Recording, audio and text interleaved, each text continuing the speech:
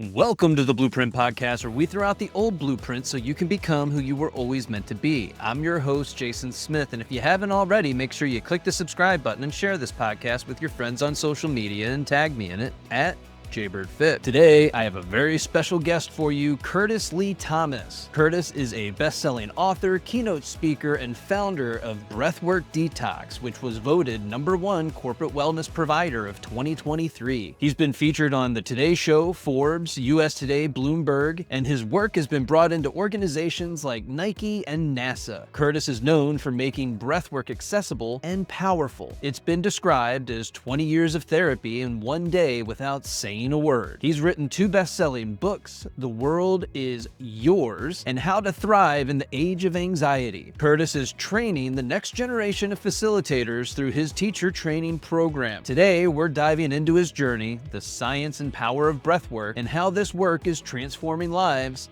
around the world. Kurtis Lee Thomas, welcome to the Blueprint Podcast. All right, thanks for having me. Appreciate it. Yeah, I'm really excited to have you. Breathwork has been one of those things in my life that I discovered while working in law enforcement that really helped me out physically, mentally, emotionally, and spiritually. It was a way for me to not only soothe my soul, but to get to a place where I started to begin to understand what the nervous system does and how we can begin to navigate that through the breath.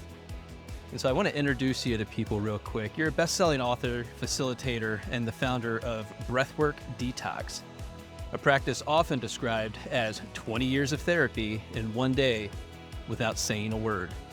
Tell us a little bit about how you got started and where you first found breathwork as a valid modality for you. Yeah, so I was on the path, on the journey, and on this journey we have more questions than we do answers.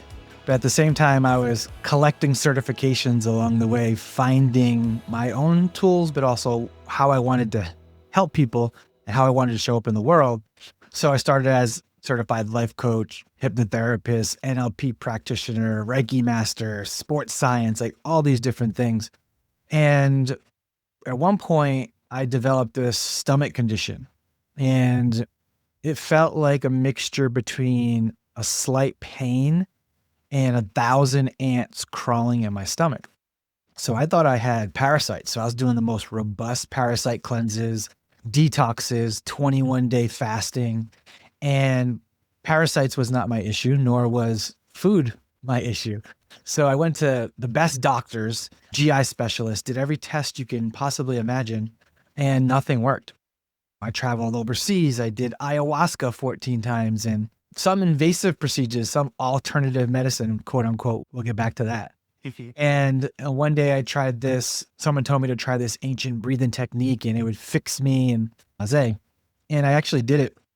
And then something miraculous happened. And in one session, my stomach condition completely eradicated and it was gone. And I just couldn't wrap my head around how that was possible. I am naturally a very skeptical, analytical person where I need to understand the facts. I need to know the science, like how is this possible? And then it hit me. The reason why these doctors couldn't tell me what was wrong with me is because my issue wasn't physical. It was energetic. It was emotional. After 5 years of suffering, it really all boiled down to something that no doctor could ever diagnose me with, which is energy clots. I had blockages and they just give you pills for that and they call it something else. So it was a great discovery on my part. And I just started immediately teaching breathwork. And starting in 2020, I started to certify other people to go out there and teach my modality and bring it to the world. I think it's really important for us to have that healthy skepticism. I think for a lot of us, we've lost contact with our own discernment, our own inner guidance system. That piece of us that tells us to pay attention to certain things that are going on with ourselves, physically, mentally, emotionally, and spiritually. And so when we go to the doctor and we express, hey, I've got this thing that's going on, and they don't really listen to you. They take about 5 minutes with you and they might give you a medication. And I'm not getting a dig on doctors here, but that just seems to be what's available to us right now in terms of looking at the problems that people are having. And you really have to get to this place where you're willing to advocate for yourself. And it looks like you were willing to not only tap into your discernment, but also advocate for yourself by looking for alternative methods to get to this place of reaching what you might consider optimal health. Yeah, I think, and I want to state what you stated because I think that's important. I'm not against Western medicine at all. If I have a cavity, give me the Novocaine. Don't rub a plant on my gums. So Break a bone, you're not Mr. Miyagi. I don't need you. yeah, give me the morphine. Yeah, so I think it's the bridging of the gap between the Eastern and Western medicine. But it was one thing that was eye-opening for me is I was going down the rabbit hole talking to Professor Google and Dr. YouTube and just hours and hours consuming information. And I found out there was an organ in the stomach that was discovered in around 2014.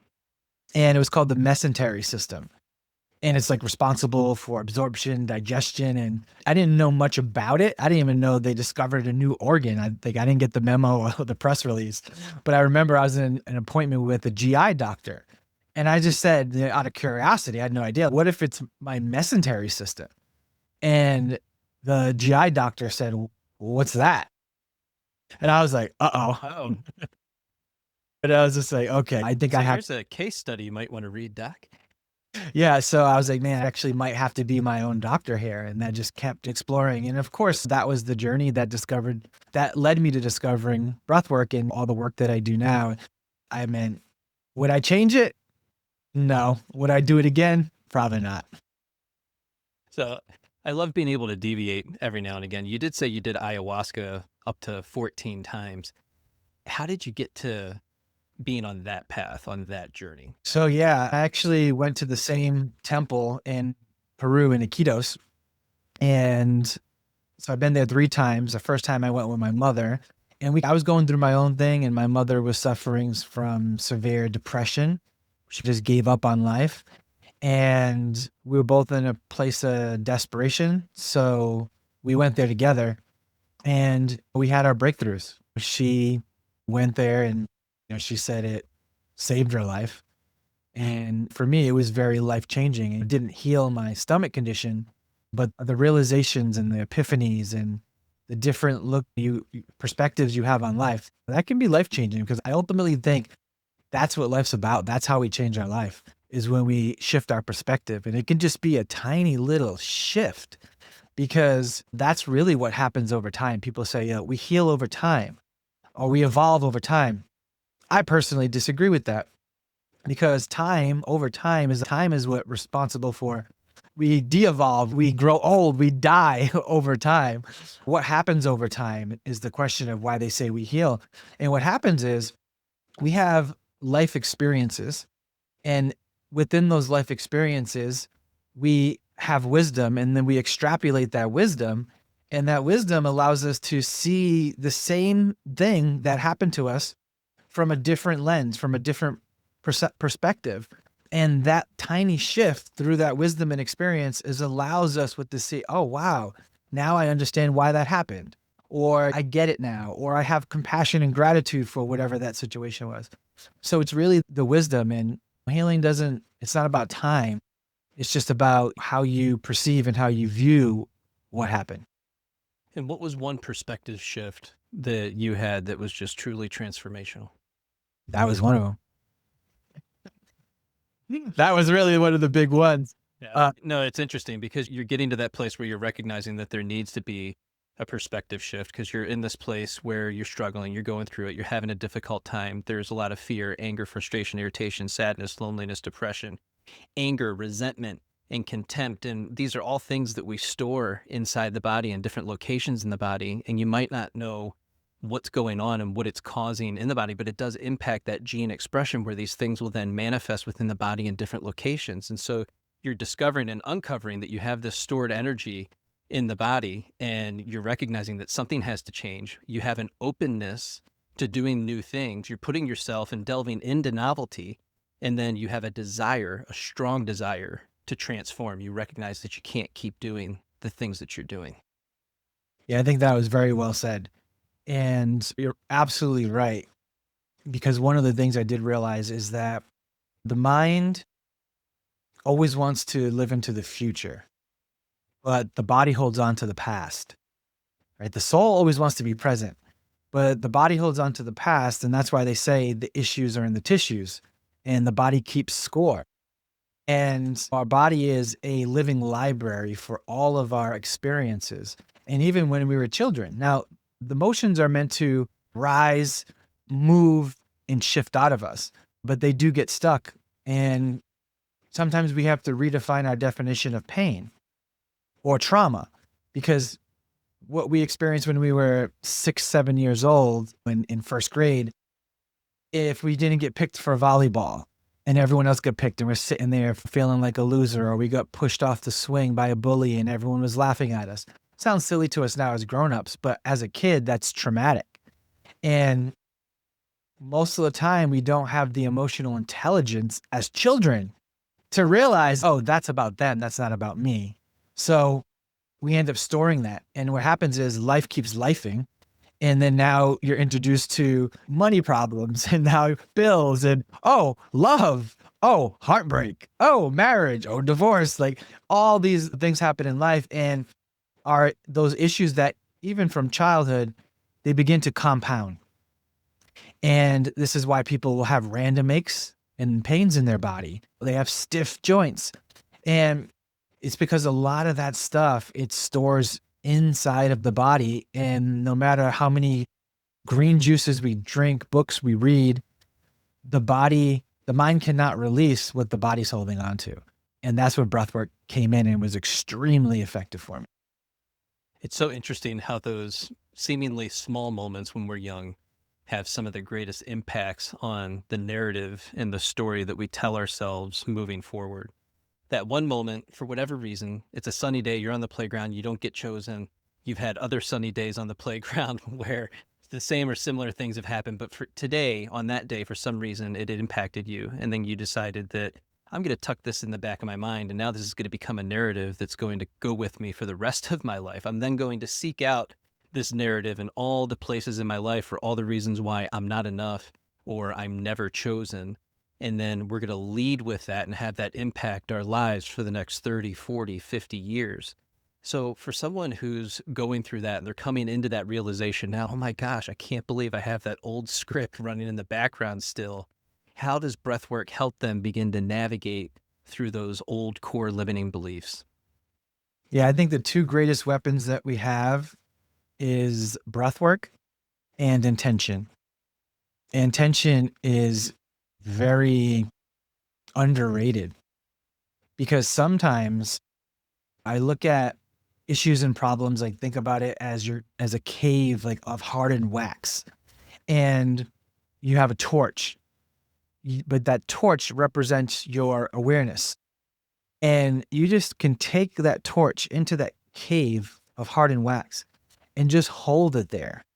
And if you hold it there, eventually it begins to warm, it begins to loosen, it begins to melt away. And that's how powerful our awareness is. So issues that we had, we normally don't have to fix it or find a solution. The awareness of that thing that you mentioned happening is the healing, is that awareness. Now, things that are really lodged within our psyche or within our body, the breath helps tap into that, because one of the things that baffled me is that we were taught in school how nature thrives on flow and circulation. And when water gets still, it gets mucky and yucky and all this green stuff grows. And we know that circulation happens with water through rivers and oceans and even our blood. We all know we have blood in our body and how that blood gets distributed, which is through veins and arteries. But we can all agree we're made up of more energy than we are matter. Humans, even science is saying this. But how is that energy distributed throughout our body? And that's where we didn't know that. I didn't know that. And after doing my research, we have energetic pathways in the body called nadis. So there's 72,000 of these energetic highways that run through our body. And if we have an emotion, which is energy in motion, right? If it gets stuck in our energy body, it gets stuck in one of those nadis. And that's what causes us to feel discomfort or just not feeling comfortable in our own body. So the breath is connected to all 72,000 of those energy centers. So when you do conscious breathing, especially deep diaphragmatic breathing, which is what Breathwork Detox is, There's one place in your body, which they call the Times Square of your energy body, and that is your gut, your belly. And when we breathe deep down into our belly and our gut, we can clear those blockages, not just in the belly, but throughout the entire body, and release those emotions. And you don't always have to know the emotion that you're releasing. You can just release it. Sometimes you need to feel it to heal it, but you're not feeling the pain. You're feeling yourself being the witness to seeing that emotion leave your energy field, to watch it pass through you. And I think that between intention and the breath as that mechanism, it's extremely effective. And to someone who's new to Breathwork Detox, what is that diaphragmatic breathing that you're talking about? Yeah. So if I have a group of people, I love doing this, and I'll just say, hey, everybody in the count of 3, put one hand on the belly, one hand on your chest, and take the deepest breath you can. And when I get to 3 and everyone takes a deep breath, you'll see something like this. It's like their chest moves, their clavicle moves, their shoulders go up, and I say, release it. And they release it. And then I say, 90% of you guys are breathing wrong. And everyone's like, what? And I say, What watch. do you mean? I've been doing it my whole life. Exactly, right? I say, watch a fish, watch a baby breathe. When a baby breathes, when they take in air, the belly rises. But what happens to us is our belly doesn't move. It's just our chest, because we get so much stress and tension caught in our diaphragm that we don't breathe down into our belly. So part of the breathwork detox is a very simple technique. You'd be shocked at how profound and what it can do. But it's a 3-part breath, and it's done in through the mouth, out through the mouth. Now, 99.9% of the time, we actually should be breathing through our nose. But you can't achieve what we achieve with breathwork detox by breathing through the nose. It has to be mouth breathing. The mouth is like an energetic exodus for the body. And if you just look at the body's natural way of getting rid of pent up stress and tension. So let's just say my body was getting really stressed and it was pent up, and I was reaching this peak. My body would go like this, and I would do something like this. I would do a sigh of relief. And that's what happens. That's what the body does when it feels pent up stress and in pain. It'll do a sigh, it'll build, and then. So in breathwork detox, we consciously induce that for a specific amount of time. And if someone was just to do 3 sighs in a row right now consciously, you'd be surprised of how good you feel and just how much stress was just on top of the layer of your everyday living. And you're like, wow, I actually feel good just from 3 sighs. When you do that for an extended amount of time, you not just start to burn through the stress, but you start going through and peeling back all the layers down to heartbreaks, down to failures, down to traumas, down to belief systems. And that's why about 50-60% minimum of the people who do this technique will break out in tears and start crying. And I say this to everyone, especially men, because I've done this for the most masculine men on the planet. War veterans, Navy SEALs, NFL players, rugby players, you name it. And they all cry. They all cry. And I just say crying is all it is a huge energetic release. That's what crying is. It's a huge emotional release, and it's very liberating. And they say the eyes are the windows to the soul. And when you cry, you're cleansing those windows, and you're able to see life with new set of lenses.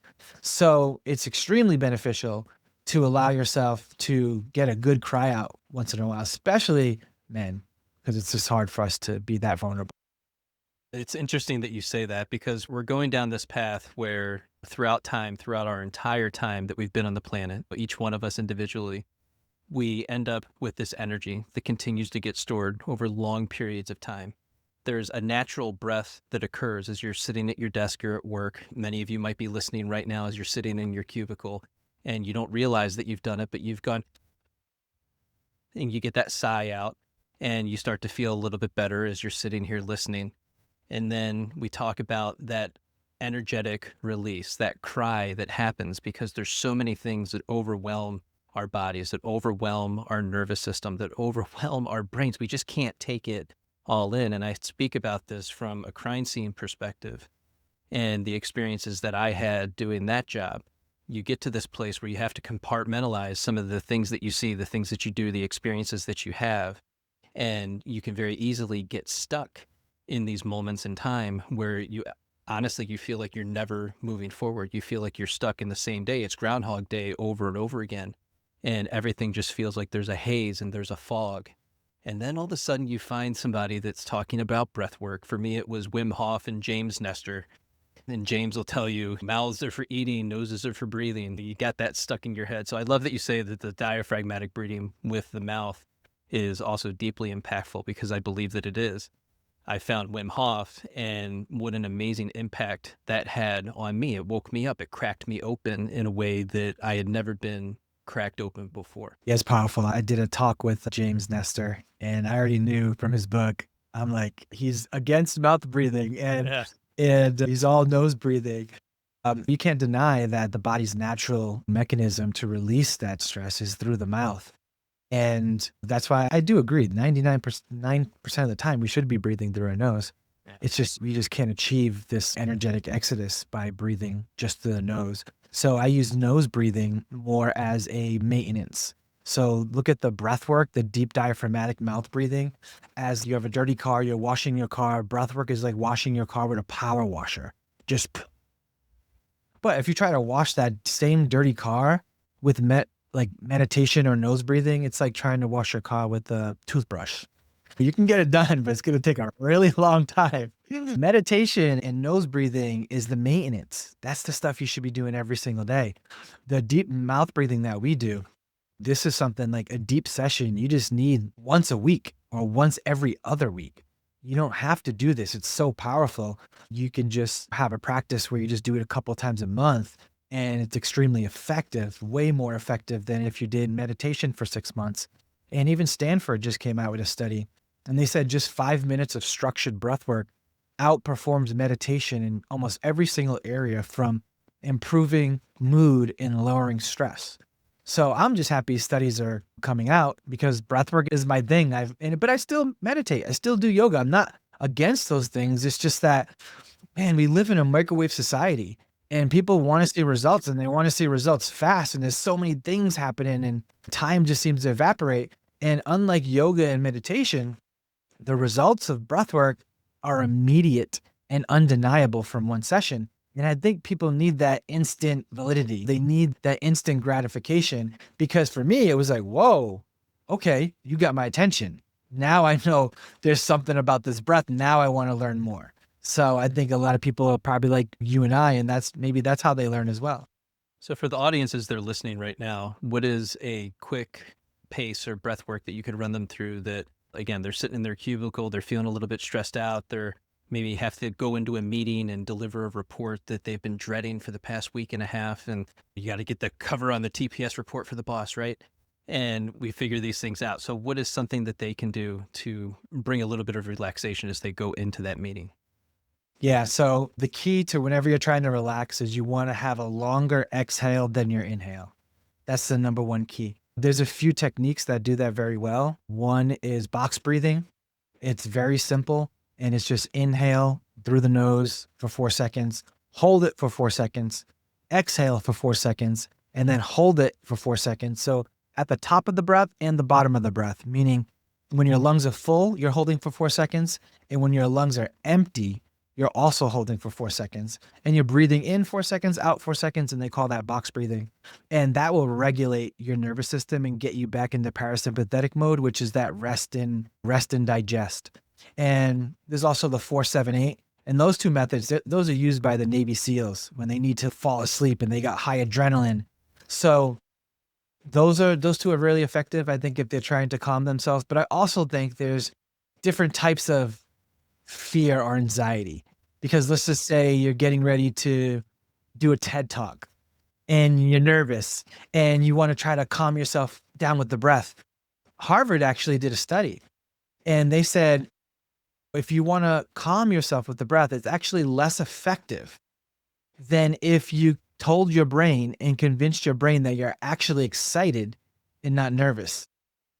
So it's actually a lower hanging fruit for the brain to say, I'm actually excited. You know what? I've been preparing my whole life for this, and I've been speaking for 6 years, and I finally got my opportunity, and this is going to go on a platform that has 43 million subscribers, and everyone's going to see me, and my message is going to be heard. And now you're like gassed up, right? So it's easier to do that than to sit there knowing you're nervous and be like, okay, just calm, just relax. I use different techniques for different things, but if it's something like that, man, I'm just getting myself geared up and excited. It calls for a moment where you gotta just relax your nervous system, you're over breathing, then that box breathing or the 4-7-8. And the 4-7-8 is just breathe in for 4 seconds, hold it for 7 seconds, and then exhale for 8 seconds. Yeah, my favorite, and this has been my go-to ever since I heard Huberman say it, was the physiological sigh. So that double inhale in through the nose and then the long exhale out. And man, you do that 3 to 5 times and you're in another world. It's awesome. That's a good one too. That was in my list. I was actually thinking about saying it, but sometimes what I notice is that when I give people too many breathing techniques, It's too they much. don't remember any of them. But if I just give them one or maybe two, they'll remember them forever. And like even when my own trainings, I'll teach them 5 techniques max, because you only really just need a couple in your toolbox. And then if you just remember to do them, that's the most important part.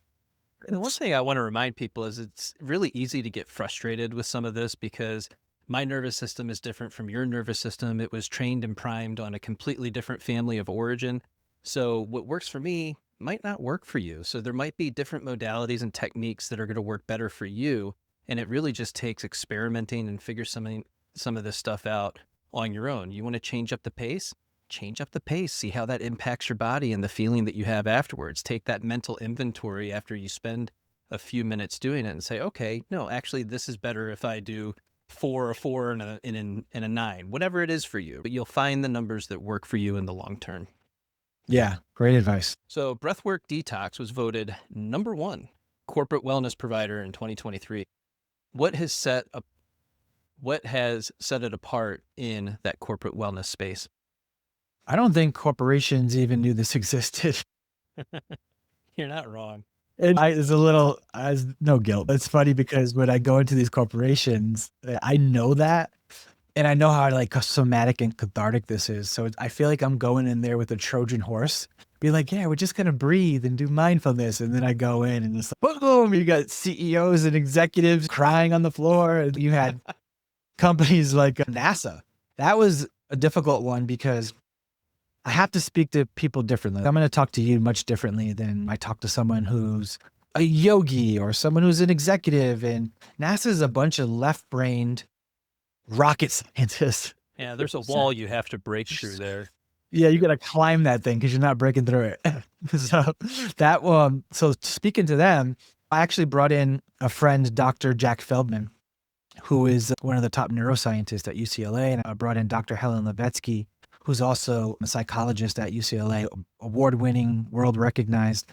And I brought them in with me to do a panel for NASA. And they went through the experience and they put on record, I think in Bloomberg or Business Insider, that it was the event that have elicited a more positive response than any other mindfulness event that they've ever done.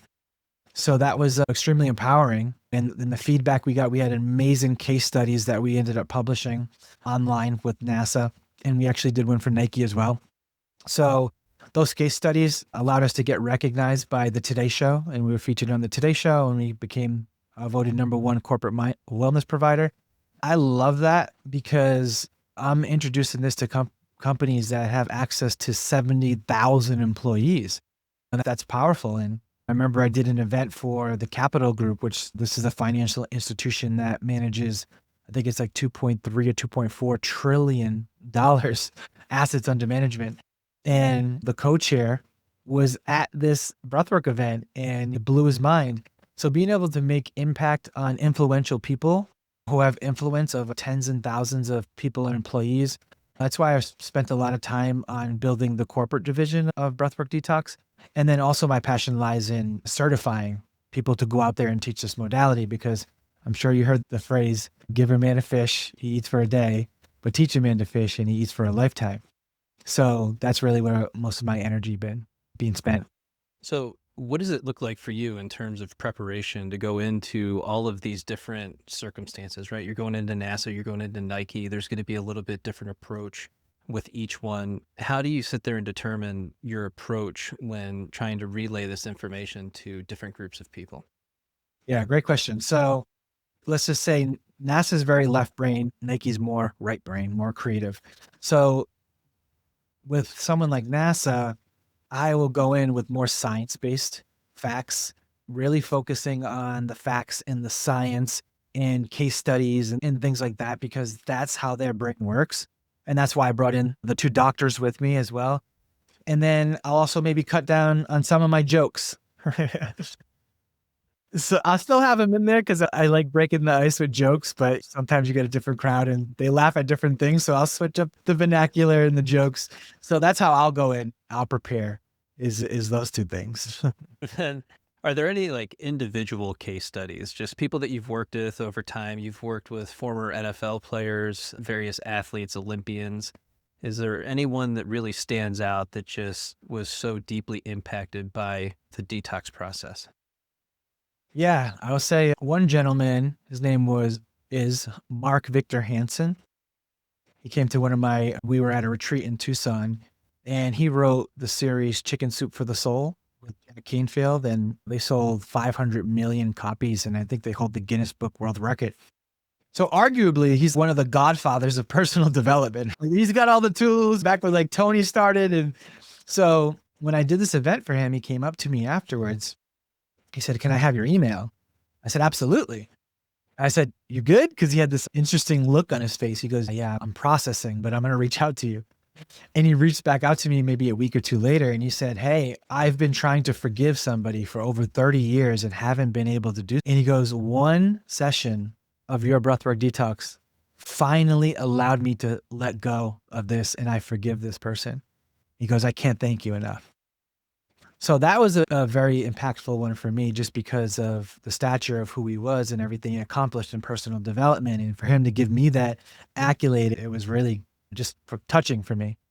And then I had people like the world's #1 sleep doctor, Dr. Michael Bruce, who's been on Oprah and Dr. Oz 39 times. And he reached out to me. My wife wants to thank you. My kids want to thank you. We're all thanking you right now because of what happened in that breath work. I just released so much of things that I didn't even know I was holding on to. And he actually sent me a video on WhatsApp, and I said, "Hey, can I post this on my website?" He said, "Go for it." So if you go on my website, you'll see the video that he sent me. And then there's some unbelievable ones of things that happen that I can't explain. It's probably a little bit more spiritual, a little bit more woo-woo.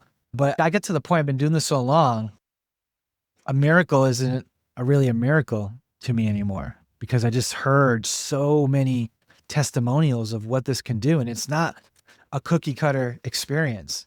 It's an array of all different things, because whatever you're holding on to and you release, it's a landslide of clearing that will allow you to manifest faster, allow you to. I even had a woman who wasn't able to get pregnant for 8 years with her husband. They've been trying, and I think there's these special doctors. They spent tens of thousands of dollars in fertility doctors. And she said she was breathing, and when she was breathing, she felt like this energy lift from her womb or her uterus. And 2 weeks later, she took a pregnancy test and she was pregnant. So I was just like, wow. And they were trying for 8 years. So weird things like that happen. And it's just story after story, and it's just pretty amazing to witness what unfolds. Share with us a little bit more about what it's like to be in the room with the group, but also as the facilitator. You've talked a lot about energy, but that room has to feel so alive once you're in it, with just everyone's energy all at the same time. No one's ever asked me that question before. And I think that's an amazing question, because it's part of our training. Is I try to prepare people, because we teach one-on-one breath work, which is a level 1 certification, but level 2 is about large groups. And when you're in the energy of a large group of everybody who's releasing or crying and feeling joy, and some people are laughing, like all that energy just fills the room. And as a facilitator, it can actually be overwhelming, and it can affect your practice if you're not prepared. And some people will get vertigo, and you'll be in there, and all of a sudden you start getting dizzy and dizzy. You can barely stand because the energy is so heightened. And I learned this the hard way, because I was feeling dizzy and I didn't properly ground myself after a breath work. And I was pulling in my driveway and I crashed my car, in my, no. in my own driveway. It is so funny because my neighbor was bringing in groceries and they have the groceries like a movie clip. They have the groceries. They see, and I hit it. They're looking like, thinking like I was happy hour drinking or something. Good, bro. Yeah, the heck was that? I can't explain it. Yeah, man, it's powerful. And sometimes the energy is different. And if everyone's feeling really emotional, you can, as a facilitator, just start crying out of nowhere. And I try to really have my own energy fields and protections up so that stuff doesn't affect me. But sometimes it's very overwhelming where you just can't help yourself. So yeah, a lot of amazing things happen. It's a great question. So thanks for asking that. When you watch these things about Joe Dispenza and all the different retreats that he has and just the spontaneous remissions and all of these things that are occurring, the one thing, the common denominator is you're in a large group of people. You've set the intention to be there. You're there for a specific period of time. You're in the room together and navigating whatever the guided meditation is along with the breath at the same time. This is completely out of character for anything that we've done in the past 50 to 80 years. This is something we've completely disconnected from when you look at the creation of community and being in community with one another. And so basically what you're doing is you're bringing people all together in a community for a period of time to have this experience. And it's not surprising to me that it would be transcendental, that you would have just this amazing opportunity to release all the things that are going on inside of you that you have been literally trapped in your body, in your soul for 20, 30, 40, 50 years. And you've never been given the opportunity to express yourself fully.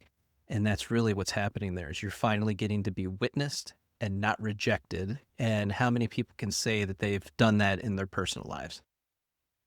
Yeah. Said. Yeah. Very much. That being witnessed without rejected, I think, is probably one of the biggest pieces that would set most people free from the mental prison that they live in on a daily basis. Yeah. I mean, that really is everything when, I do an event or a training is you have to cultivate that safe space and people need to know that they're safe and to be able to release, to let go in non-judgment. When we do the in-person trainings, it usually takes like to the third day or the end of the second day for people to realize we're far more alike than we are different. Yeah.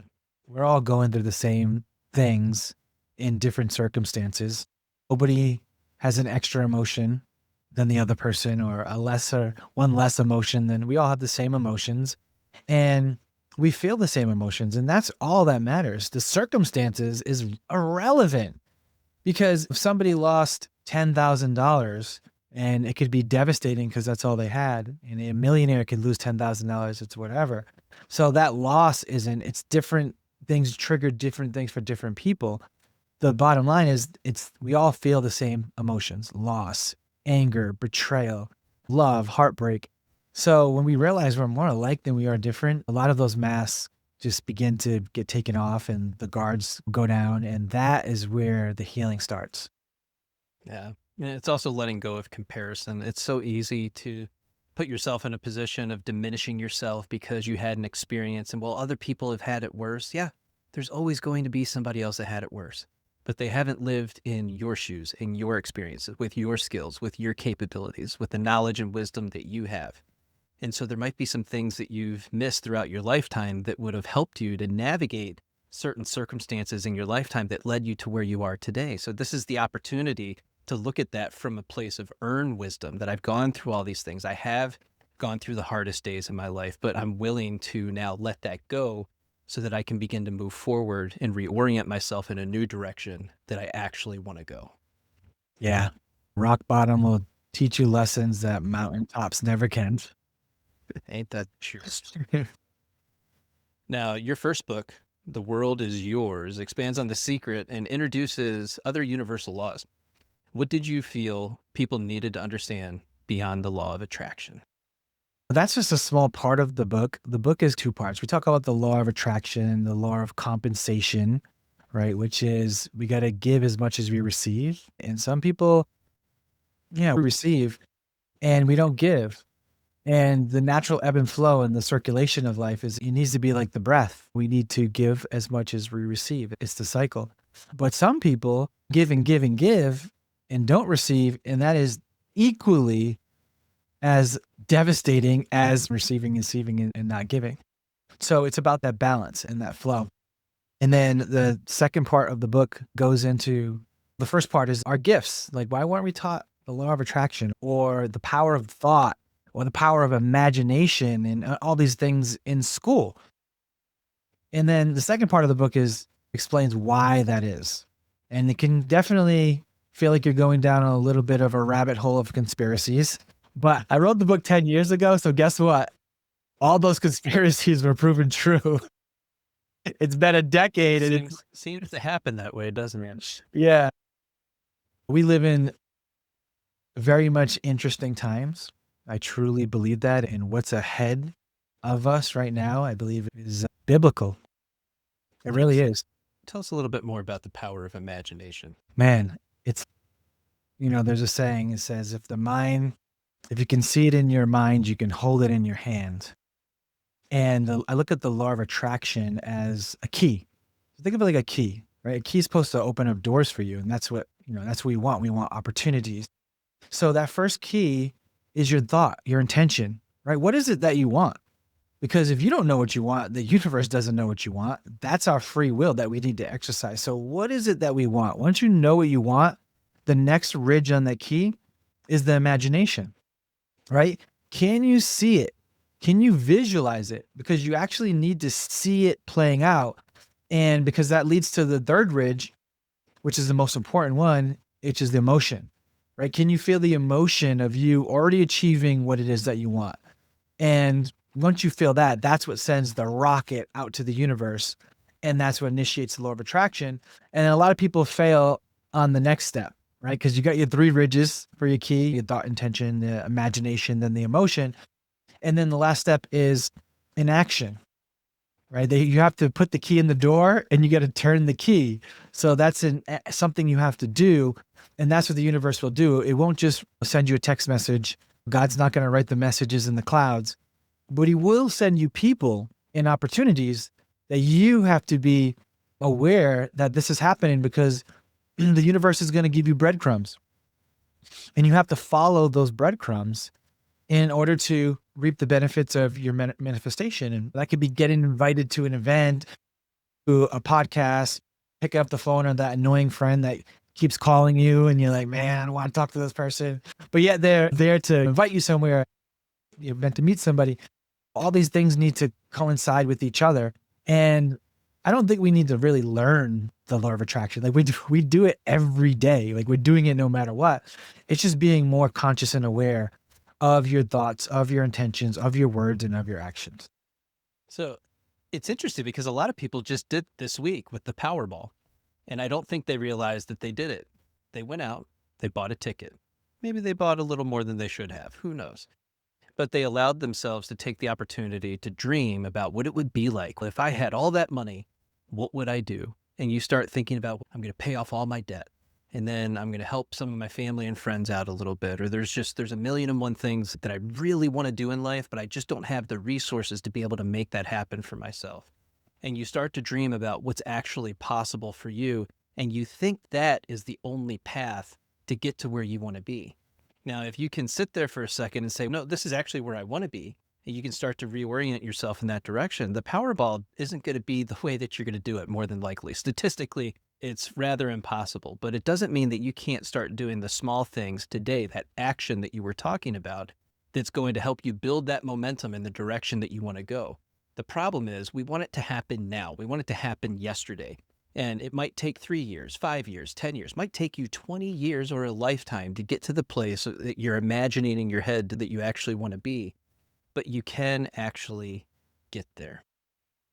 I love that. It's a great exercise because you really do go into that manifesting where you feel the emotions, and you can use that. Use that as that is actually how you should be visualizing your life and doing those small steps.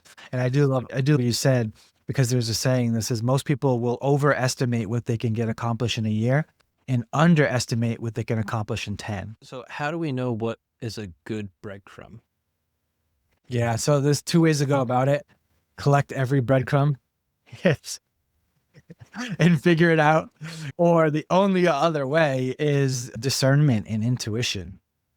It's like, no matter what I say, your intuition will always trump my intellect. And it's if you feel like this is it, or this is something I need to, or that little tiny voice, or that gut feeling, or whatever it is, that's God talking to you. So, well, what am I to say?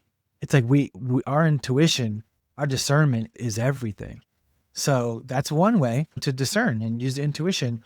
And the other one is just to collect them all and figure it out because the ones that seem to be the ones that you're supposed to are the ones that flow. If it flows and you start feeling like the synchronicities and it's, oh, wow, yeah, oh, I was just in San Diego too. And oh, yeah, I drive a red truck too. And like all these little synchronicities, like that's the universe just showing you that it's in alignment. So that's one way to be like, oh, this feels right. And that's that intuition speaking to you. Yeah, it's hard though when you don't know how to accept good things. It goes back to that being in receiving mode, being someone who is able and willing to receive. And again, that discernment, what if your discernment's a little broken and it's hard to differentiate between something that's going to be good for you or not? I guess you end up learning the lesson either way when, you select it and it ends up not being good for you in the long term anyway. There's two things. It could be that, but that could be an experience that needed to happen. So that means it's a good thing because it's all relative. And then you did say something a moment ago, and that is sabotage. We do sabotage those breadcrumbs sometimes. And that's just something we need to be aware of how we're sabotaging our own life and blocking our own blessings. And that's why I think even with the breath work, it's about letting go, like manifesting.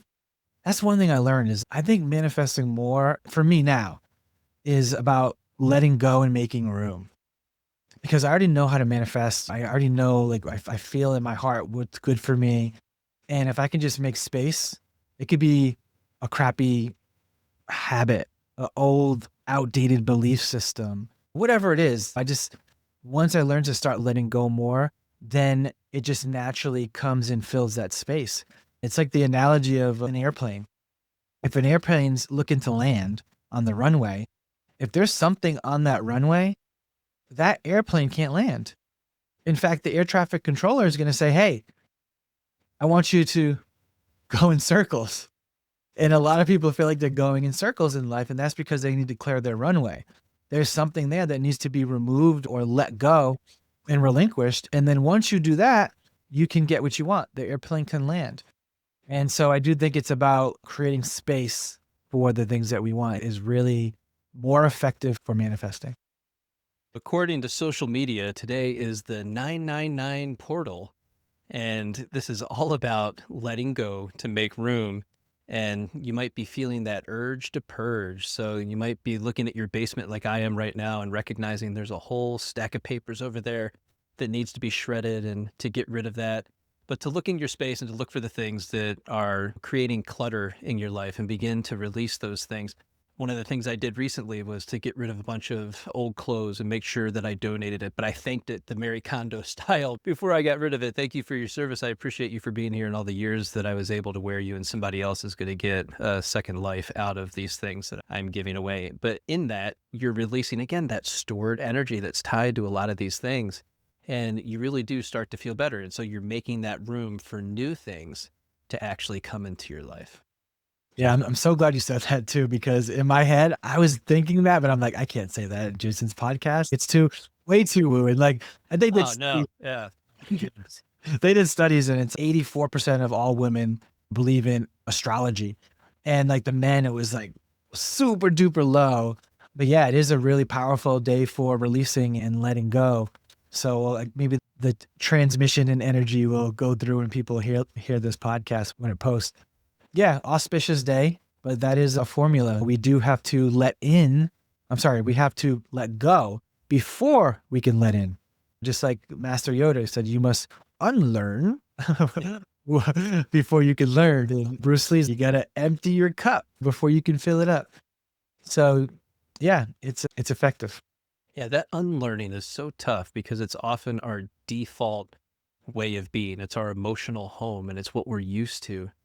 And I don't know, man, what are some ways that we can at least create awareness around what our emotional home actually is and then begin to recognize that in the moment and say, I don't know, maybe it's just, we're not doing this today or whatever it is, because you keep doing the same things over and over, but that's just what you're used to. You want to get right back to home so you can feel safe.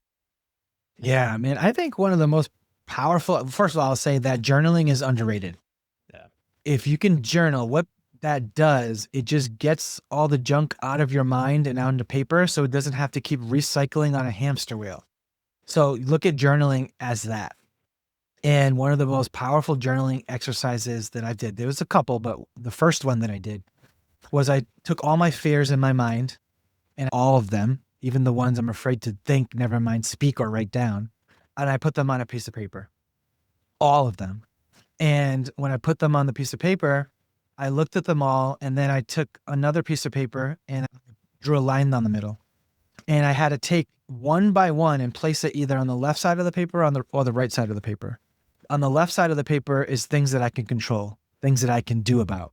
On the right side of the paper was things I have no control over, I can't do anything about. And one of my, like, for example, one was like, I didn't pay taxes in 2002 or something like that. And I knew I had to pay that tax. And like, it was just in my mind worrying about it. And I was just like, okay, I can do something about that. I can go back and just set up a payment plan. Like, it wasn't a good year. It is what it is. And start doing that. And then one on the right, something I can't control is I was afraid of my mother dying. I just had this really deep fear that she wasn't going to come home and whatnot. And that's something that I can't control. And when you put all your fears on this piece of paper and you start to see the things you can control and can't control, you'll be surprised at how many things are on the right side of what you can't control. And what you do is you tear it in half, you throw it in the garbage, and you never think of it again because you can't control it. And that's why I love it. It's not a quote. I think I'm not even sure it's a Bible verse, but it said, God grant me the serenity to accept the things I cannot change, the courage to change the things that I can, and the wisdom to know the difference. And man, that one right there is, you can just have one piece of life advice, man. I think that's it. I can see the comment section now. Oh, so you're just not supposed to care about anything? No, that's not what that's saying, but okay. But for me, man, it was like, of course I'll care when it happens, but why should I care about something that never happened? That's called worrying. And while worrying is small, perpetual amounts of fear. And that's just another way for it to go to the back door and for it to run our lives. So that worry will stop you from doing anything that's going to move you forward into the future that you actually want to have. Because you spend all your time in the future, or you retreat back to the past because it feels safe, even though you still can't live there. But your brain can go back there, and that's delightful every now and again, dissociate a little bit. And then you find yourself in the present, just not doing any of the things that you know that you need to do that would actually move you in the direction that you want to go. exactly. So your second book, How to Thrive in the Age of Anxiety, speaks directly to the challenges people face today. What's the key message you wanted readers to walk away with?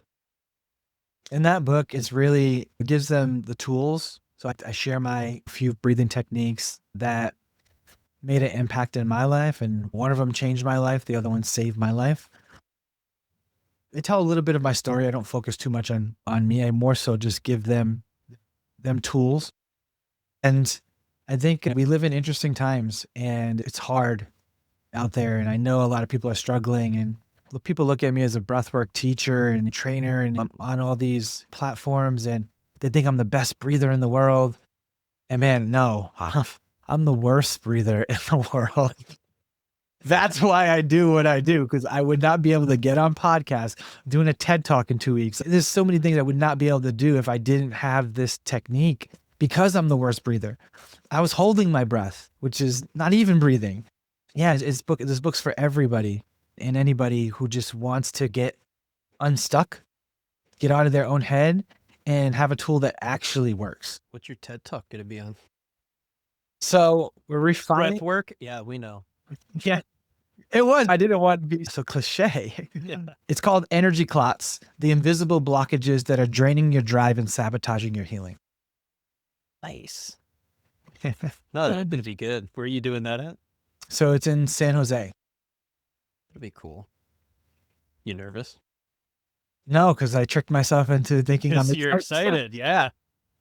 But I won't say it was such short notice.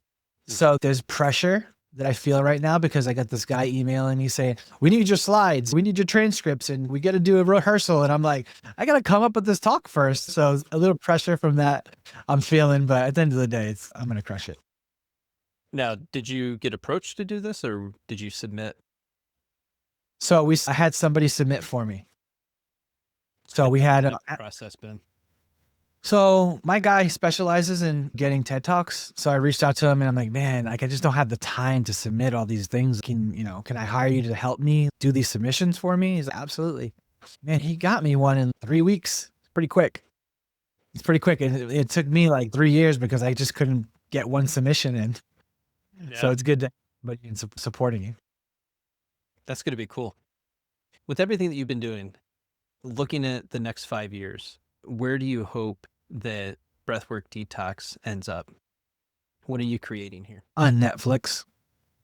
I'd love to see a proper documentary made on not just the history and origins of breathwork. It's the most innate organic technology and the most powerful healing technology that's inside of us that we've all been equipped with since birth, yet no one was given a user's manual.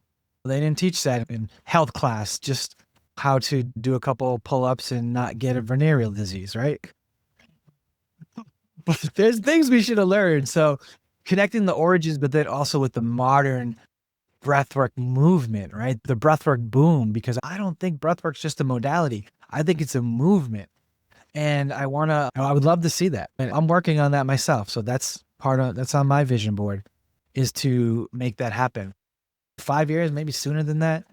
And I'd love to see it be a staple in corporate wellness. They just did an article in USA Today about 5 days ago about breathwork detox and corporate wellness. So things are moving in the right direction. So I'm just happy to play my part in this whole breathwork boom. So I feel good about it. And I like to leave room for the unknown and where it can take and how this can evolve. So why Netflix instead of Gaia? No reason whatsoever. Both of them. Whoa. You know what's great about social media is you don't need either one of them. You could totally produce an amazing documentary about on YouTube, all the things that you're doing, and just drop it on YouTube and be so impactful for everybody. Absolutely. Yeah. And I think for the reason why I say networks like that, because I would like to see a big network get behind it and want to push it and want to do it because of a good reason, because they say that if this could hit mainstream and they can be a part of creating this wave, then the amount of healing and the amount of good that can do. That's why I want a big brand or network to get behind it, not just to put it on there as, okay. That's why I've been actually trying to do more and more corporate events with the Hulus and the HBOs and the Netflix, because all it takes is one executive. That's it, man, to be like, boom, and heal this and heal that. That's how I got my first investor. He didn't understand it. He didn't really want to invest. And he was dealing with his wife. His wife was bedridden and depressed and for like years. And the relationship was tumultuous. And she ended up dragging herself to one of my breathwork events. And she ended up taking my teacher training, completely changed her life. He's like, bro, my wife is back. He goes, you have no idea. He goes, this is an act of God. And he's thank you. And then he ended up becoming my investor. And he said, I have to do this. This is beyond me.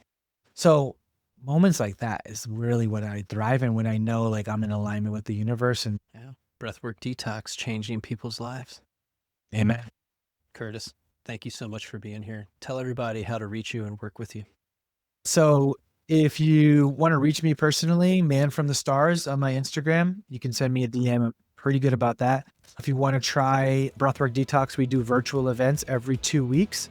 So you go to breathworkdetox.com. There's a program suite. You can check out virtual events. You can get a free consultation if you're interested in becoming a teacher. So I think either breathworkdetox.com or @manfromthestars, and you'll be able to connect with us. Yeah. Be sure to follow Kurtis, everybody, and check out the show notes because all the links are going to be there for you to connect. Kurtis, thank you so much. Thank you. Thanks, dude.